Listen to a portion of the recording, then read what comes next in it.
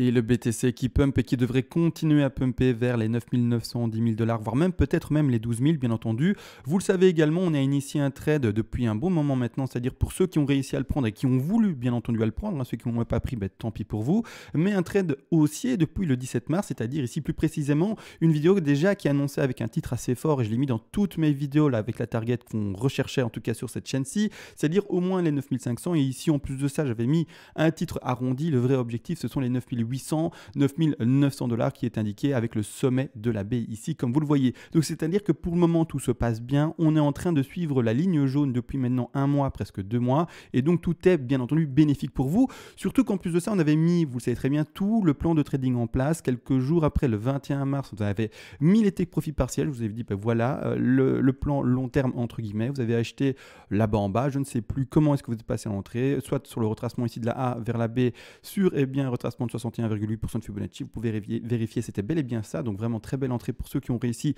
à le prendre aux alentours des 5 200 $, 5 250 $. Donc parfait.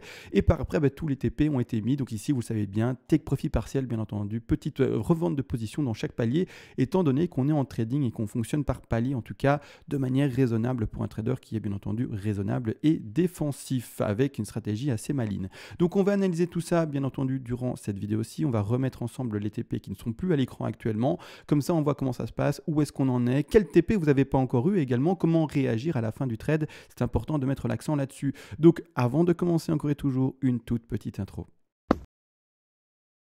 Bonjour à tous, aujourd'hui très heureux encore une fois de vous retrouver sur le BTC face au dollar qu'on va analyser et surtout qu'on va voir finalement selon ce plan de trading qui était mis en place depuis le 17 mars et plus développé avec les TP depuis le 21 mars. Tout se passe bien et d'ailleurs on n'a toujours pas atteint le dernier TP qui est aux alentours des 9 800, 9 900 $, on va en parler. Mais juste avant encore une fois et comme toujours en fait je dois remercier les personnes qui font des donations, c'est grâce à elles que la chaîne elle dure aussi longtemps, ça fait plus de 2 ans qu'on est ensemble et vous le savez, quelqu'un qui est récompensé pour son travail, pour son partage de connaissances et finalement de formation également, eh bien il continue et il persévère et dans le temps, il sera encore et toujours là. Donc c'est grâce à vous bien entendu et vous le savez peut-être pas ou vous le savez à force de m'écouter, mais ça fonctionne par palier de donation selon en fait le palier de donation que vous atteignez. Soit je vous offre ici tout volontiers toutes les règles d'Elliott qui sont en français de manière synthétique. Je vous vends pas du papier, du poids et du kilo pour faire du feu. Je vous vends ici clairement finalement de la connaissance écrite de manière concise pour apprendre le plus rapidement possible. Ainsi par vous-même, par après, vous pourrez également créer des scénarios longs, moyens, très long terme, mettre des plans de trading, soit ici, donc tout simplement la hausse vue plus tous les TP d'indiqués et calculés, tout ça par vous-même, bien entendu, avec TP, stop loss, point d'entrée, etc. Faire des scénarios, tout ce que vous voulez par vous-même et être autonome, en tout cas un maximum, c'est l'objectif de cette chaîne-ci. Et il est vrai, avant de commencer l'analyse aussi, vous pouvez me demander une analyse à la demande, c'est-à-dire une expertise sur l'actif spéculatif de votre choix et ça sera fait le plus rapidement possible en vidéo YouTube. Maintenant, c'est fini, on parle plus de tout ça. Merci à tous encore une fois et toujours pour votre soutien, mais malgré tout, go dans l'analyse. Alors, premièrement, la baie ici, on va pas forcément en parler. L'objectif, ce sont au moins les 90. Donc, quand on place le Fibo très précisément par rapport ici à cette barre de A, clairement, en fait, il faut comprendre une chose, c'est que l'objectif est d'aller chercher, d'accord, ici, clairement, les 9 913 $. Et cet objectif-là, où on est pratiquement maintenant, parce que sur Bitfinex, ici, en l'occurrence, on est arrivé aux 9 469 $. On l'avait vu, vous l'avez vu depuis bien longtemps. Donc, on y est bientôt presque et on est très heureux, bien entendu, de tout le développement que l'on a pu voir pour le BTC. Malgré tout, je ne vais pas parler aujourd'hui de la B, d'accord, quoique un tout petit peu peut-être durant cette vidéo-ci, mais on va surtout s'attarder sur la WXY et les targets que l'on peut placer par rapport à celle-ci. Donc, on va surtout refaire le travail qui a été fait le 21 mars durant cette vidéo-ci. Pour ceux qui ne savent pas du coup comment est-ce qu'on a fait pour mettre tous les TP, je vais vous montrer ça directement en vidéo maintenant. Donc ça, il n'y avait encore aucune bougie verte, pourtant on indiquait la hausse, et comme vous l'avez vu, on a tout pris et on est très heureux. Alors encore une fois, je dis qu'on a tout pris, mais c'est faux, il y a encore un dernier TP à prendre et voire même peut-être plus haut. Mais on va bien entendu expliquer durant cette vidéo comment ça se passe. Premièrement, en 4 heures, ça va aller pour poser mes fibos. Je regarde, voilà, je zoome à fond, comme ça j'ai pas trop de difficulté à poser mes fibos. Pour voir bien entendu cette take profit partiel par rapport à une grande figure comme ça, premièrement, on prend la racine de la W, on va au sommet de la W, et puis par après, on va au bas. Et en tout cas, plus précisément ici, en l'occurrence, je prends la profondeur de la X. Alors, pour placer tous les take profits partiels, il faut prendre les objectifs principaux en fait de cette X vers cette Y, donc c'est-à-dire les objectifs principaux de la Y. C'est-à-dire que je vais mettre un petit rectangle rouge, c'est un ordre de vente. Vous passez à l'achat en bas, d'accord, vous ouvrez votre langue en bas, un petit rectangle vert pour vraiment le symboliser, comme ça tout le monde comprend. Donc ici, boum, vous êtes passé à l'achat dans l'intervalle basse, je ne sais pas combien, peu importe, ça c'est vous qui avez vu, bon, peu importe. Mais par après, les TP qui doivent être indiqués sont bien entendu les targets de cette Y, parce que malheureusement, même s'il est vrai, on voit, parce qu'on est normalement dans une flat, l'objectif des 9900, on aurait pu très bien être dans un triangle ou quelque chose de beaucoup plus faible dans son intensité haussière et range à l'horizontale pendant pas mal de temps. Malgré tout, comme en vidéo, on a privilégié la ABC en flat, étant donné que c'est ce qui se fait le plus souvent. On a visé ces 9900 et quelques dollars. Donc, c'est-à-dire que ici, quand on place nos TP, on va mettre les TP aux zones d'Y. C'est-à-dire que les objectifs des Y, je rappelle, sont les 61, 800, 123 et 161,8% de Fibonacci. Donc, pour ce faire, rien de complexe. Je prends encore une fois mon petit curseur, enfin mon petit outil de rectangle ici. Je le mets au rectangle rouge et chaque fois que je mettrai un rectangle rouge, eh bien, ça sera une zone de revente de sa position. Donc ici au 61,8, on place également à 100, après on met également à 123, je vais dire les prix juste après, et également pour le dernier à 161,8, et même là j'ai extrapolé en disant qu'on allait le mettre clairement presque aux 9000, 10 000, étant donné que c'est l'objectif de la B ici, bien entendu. Donc ici on devrait voir, n'empêche, une légère extension sur la Y pour aller rechercher l'objectif des 90. Je vais vite regarder avec vous si la B est bien placée, bien entendu rapidement, parce que là j'ai l'impression que j'y ai touché avec ma souris et que je l'ai déplacé. Donc ici, oui, c'est parfait, je suis dessus.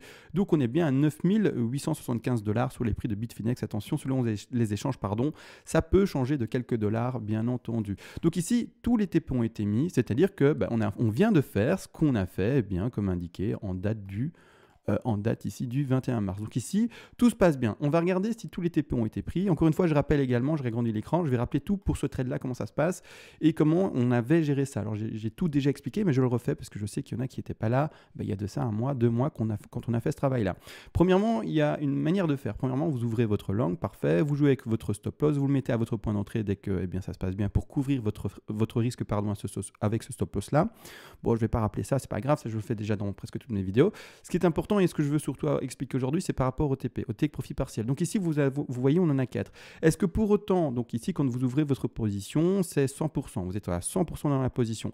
Est-ce que pour autant, dans chaque take profit partiel, vous revendez 25%, 25%, 25% et les derniers 25% dans chaque TP ici, étant donné que vous voulez revendre votre position complètement pour clôturer votre trade? Je rappelle une chose, non, on ne va pas faire ça. Pourquoi? Premièrement, il faut déjà avoir en tête qu'on ne clôture jamais un trade à 100%. C'est-à-dire que même si on arrivait, d'accord, aux 9000 et quelques dollars, presque 10 000 $, on n'aura pas clôturé complètement son trade.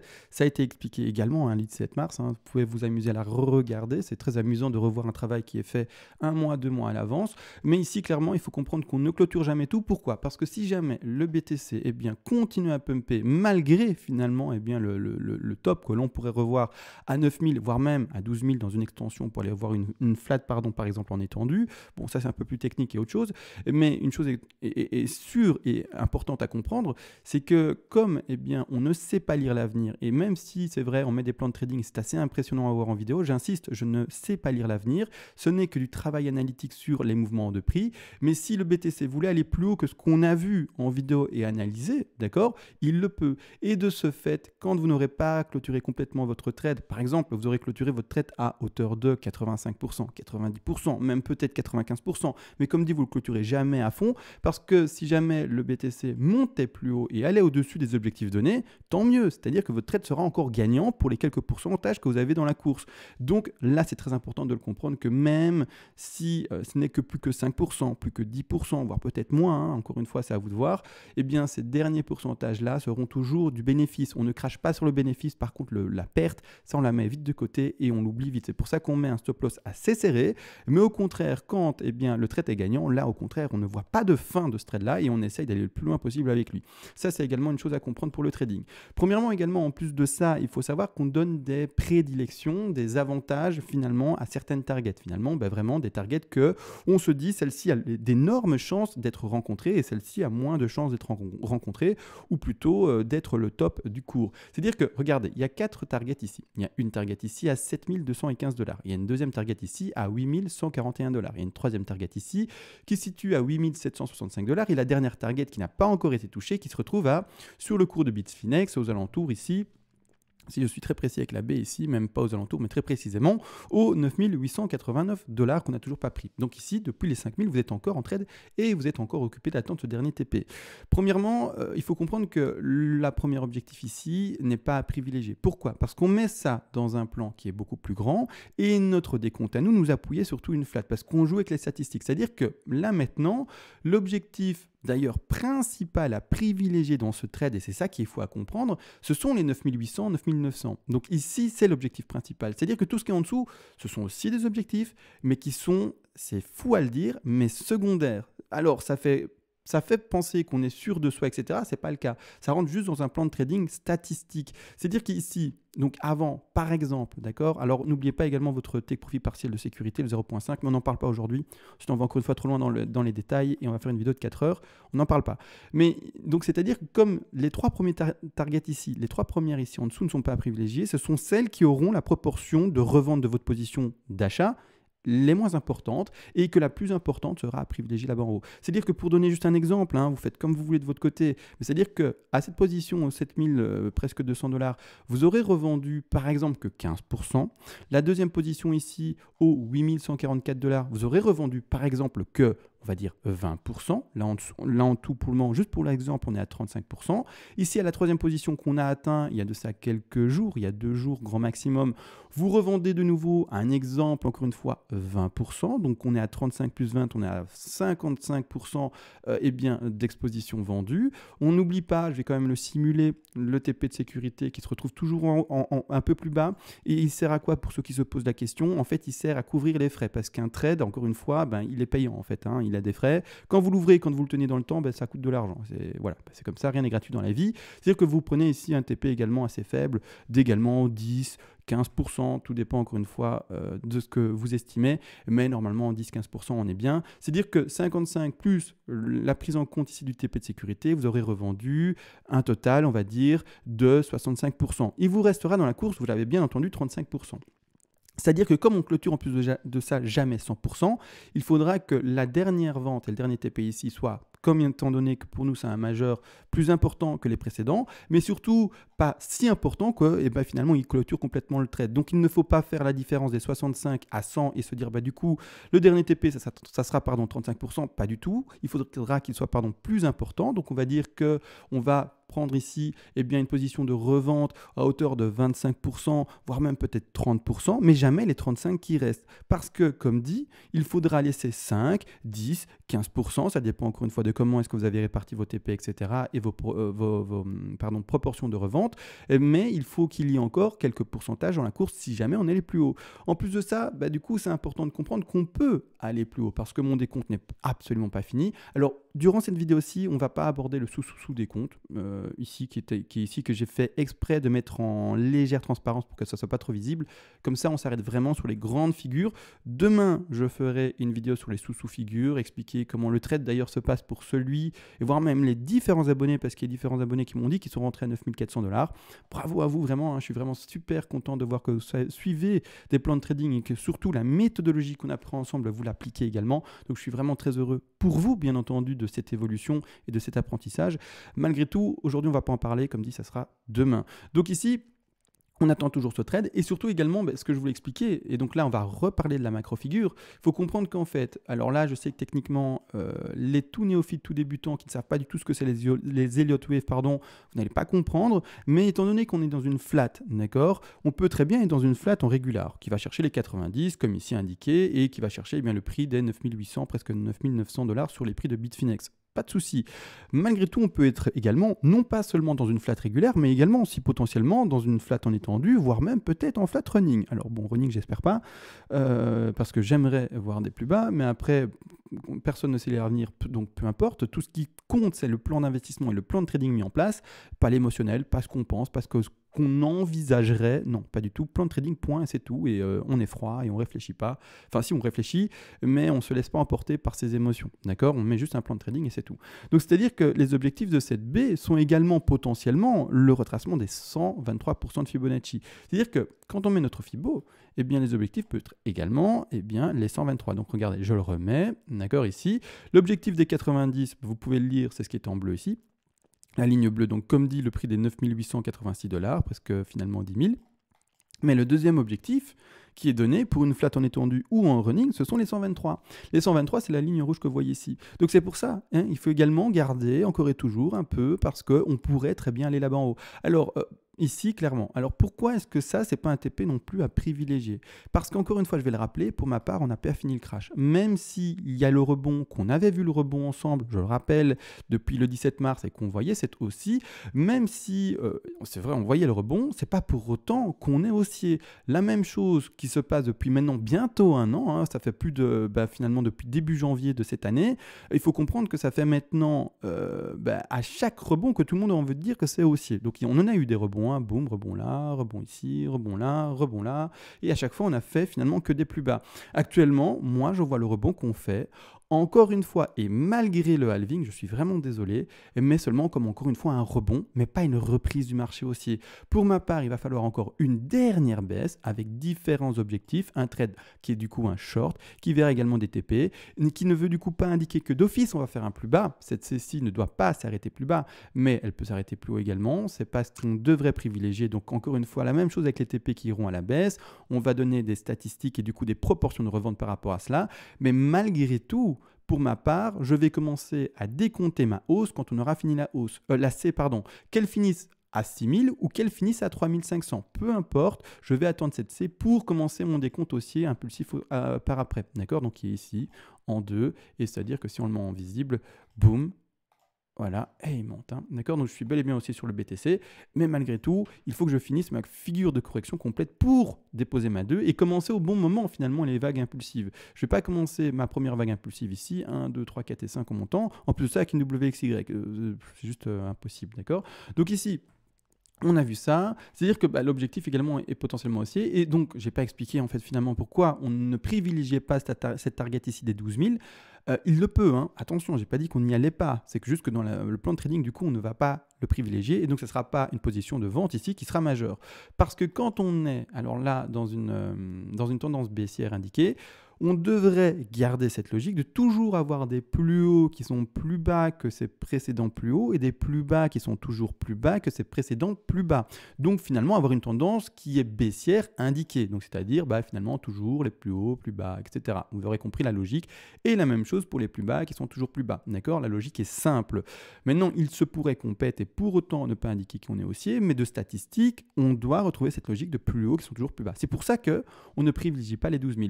Alors on n'oublie pas non plus, je dis qu'on ne privilégie pas les 12 000, ils sont possibles, donc on met d'office un potentiel de take profit partiel là-bas en haut, mais malgré tout, et en plus après je vais expliquer comment on fait ça avec le stop loss, mais malgré tout, on n'oublie pas qu'il y a quelque chose qui appuie également le potentiel 12 000, et ce potentiel 12 000 est appuyé par quoi? Par un gap, un fameux gap, on en a parlé déjà et on en parle pratiquement tous les jours, mais un gap qui se retrouve exactement à 11 740 $, on va zoomer dessus pour être plus précis, un gap pour ceux qui ne savent pas ce que c'est, qui sont vraiment tout nouveaux sur les marchés, un gap c'est un creux dans le cours, et un creux dans le cours, et même ici, il est plus large que ceci. Le gap, il est même beaucoup plus large. Le gap, il est large ainsi. Voilà. C'est un gap qui donc est un creux dans le cours par rapport au futur, c'est-à-dire tout ce qui est trading, etc., à crédit. Et c'est-à-dire qu'on se retrouve avec un gap qui se situe entre les 11 905 $ et un peu plus bas ici, les 11 705 $. Donc ici, vous voyez bien, hein, le creux est dans le cours. Il n'y a pas de bougie, il n'y a rien. Il faut savoir qu'on peut également aller combler ce gap. Un gap, finalement, c'est un peu comme une ventouse. Il attire ou également il sert de support. D'accord? Donc c'est finalement,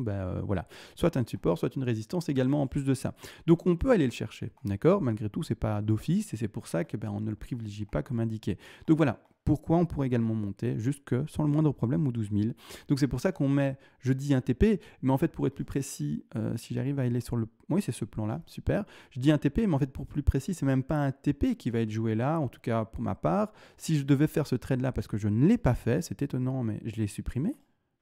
Ah mais attendez, j'ai pas fait ce qu'il fallait. Je voulais juste le mettre en transparence et je l'ai supprimé. Attendez. Oui, c'est... Ok, non, c'est super. Je ne l'ai pas supprimé, il est juste en dessous. Donc en fait, il faut comprendre une chose, c'est que bon, je n'ai pas joué ce trade-là. Moi, j'étais en short depuis les 10 500 et donc j'ai géré mon short, peu importe. Mais une chose est sûre, c'est que, bon, comme on a illustré ça, et parce que moi, mon travail finalement, c'est d'être analyste technique, ici en l'occurrence sur YouTube, c'est-à-dire que je vous partage tous les plans de trading potentiels qui sont bons à prendre. Et donc ici, je vous les partager. Mais je ne l'ai pas pour autant pris. D'accord ? Je n'ai pas pris tous les trades de la Terre et je ne prends pas tous les trains. D'accord ? Parfois, je ne trade pas ou parfois, il y a des trains que je ne prends pas tout simplement. D'accord ? Donc ici, en fait, la chose que je vais vous expliquer, c'est par rapport au stop loss. Il faut comprendre qu'une fois que vous aurez pris votre dernier TP ici aux alentours des 9 800 $, 9 900, eh bien votre stop loss qui aura été donc au début ouvert là-bas tout en dessous, donc on va quand même le mettre en épais. On va le mettre également dans une ligne pleine et on va le mettre en bleu, comme ça il est visible. Ce stop loss là, premièrement, a été déplacé, au moins à votre point d'entrée, voire même sous un gros niveau de support. D'accord ? Maintenant, une fois que tout aura été pris, moi, ce que je vous encourage à faire, c'est de monter votre stop loss, d'accord, jusqu'au dernier niveau de support qui, selon vous, a été dessiné et qui est très important et que dès qu'on le cassera à la baisse, pour vous, sera significatif d'une reprise entre guillemets baissière et du coup d'un top connu et de la fin de cette hausse.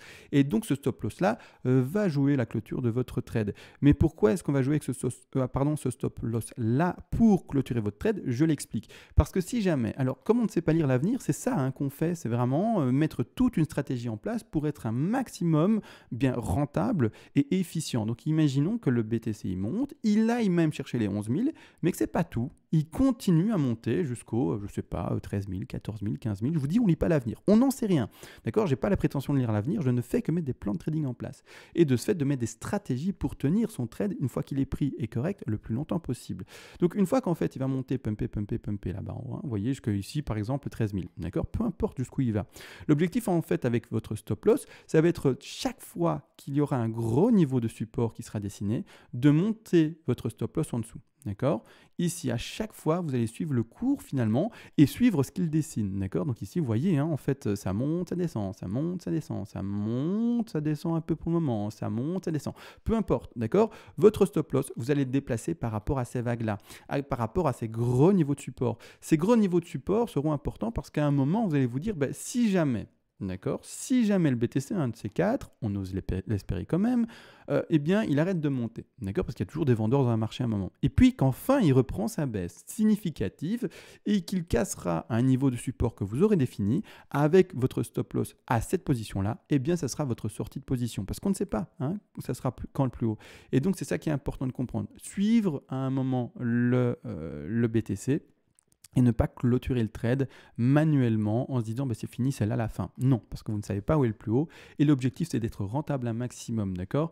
Mais non, également, je vais quand même le rappeler, c'est-à-dire que si jamais, au contraire, on ne montait plus, imaginez maintenant, c'est le scénario, on ne va même pas chercher les 9800, 9900, d'accord ? Et que le BTC, maintenant, il fait un énorme crash, d'accord ? Boum, il descend vraiment.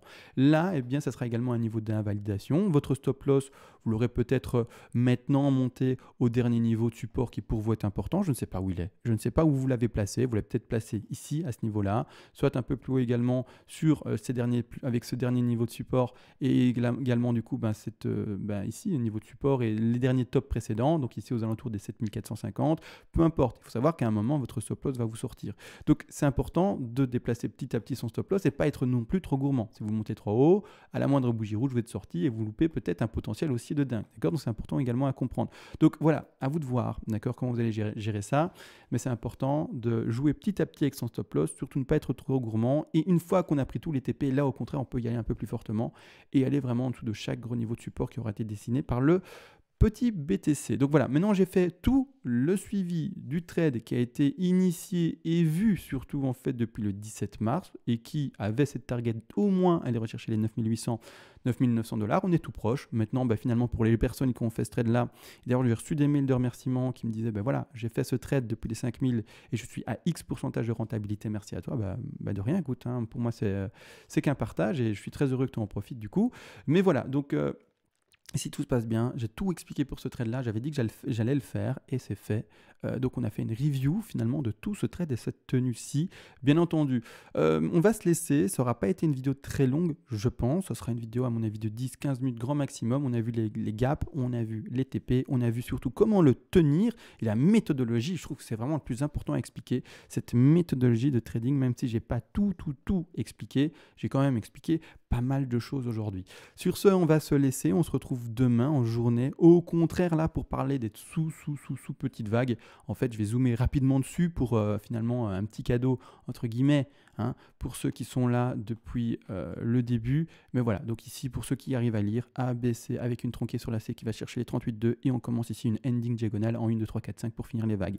Là, je sais que j'ai parlé aux avancées, mais voilà. Peu importe, on se laisse, on se retrouve, comme dit demain, et peu importe, c'est déjà dit. Ciao et bonne nuit à tous.